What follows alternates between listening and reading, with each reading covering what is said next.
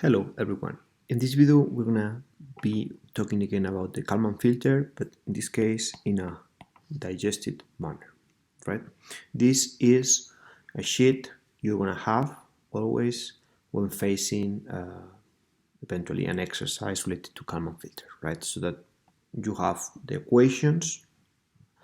I have written them in here. Remember our prediction step, and in magenta the correction one. So we have the equations are down here, okay, for step 1 and step 2, but for the sake of commodity for me, I have written them up there. Just notice a couple of things in these equations, right?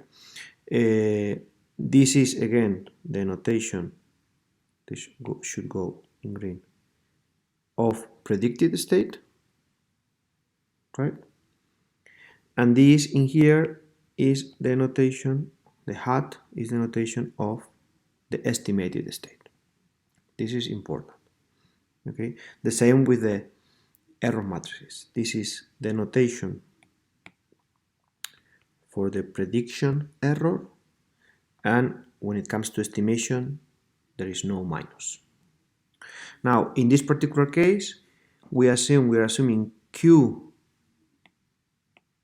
the error associated to the prediction, does not vary over time, which is a good assumption, but we could eventually have also an error that evolves over time. But in principle, we can say that the error stays constant over time. Same with the measurement, and same with the measurement error, and same with the measurement matrix. We are typically measuring the same type of variables throughout the process, so H is a matrix that does not vary over time, and the same with the error. But this could eventually have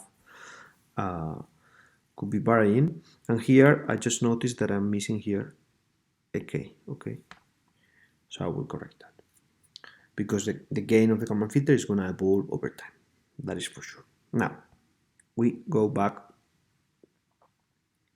up to our digest scheme, right? So our first step is to predict or propagate the differential equations, provided some initial estimate with eventually some associated error at k minus 1. This is the input to our system, right? And we just propagate using our linear dynamics.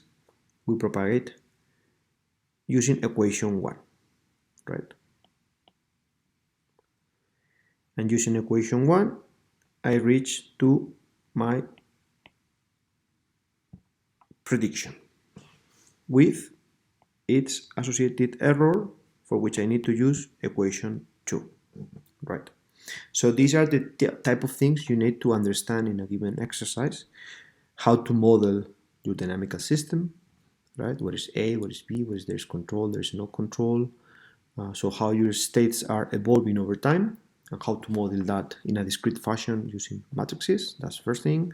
Then to characterize the error in the propagation, which is this Q in here, and then being able to use equation 1 and equation 2 to get the prediction and its error. Then we get the measurement right here with its error. This is a data. What is the error of a GPS measurement? What is the error of a BOR measurement, DME measurement? This is given to you. Also, if you are using inertial navigation, what is the error of the accelerometer? Now, once you have your prediction and you have your error, your measurement error and your measurement, you have to use the correction equations, right? 3, 4, and 5 to come up with the estimate, its error, for which you need to obtain the gain of the Kalman filter k, right? So you go equation 3, you solve for equation 3, you solve for equation 4 and for equation 5. Of course, the first one you need to solve is this one to obtain the gain, and once you have the gain, you can solve number 3 and number 4.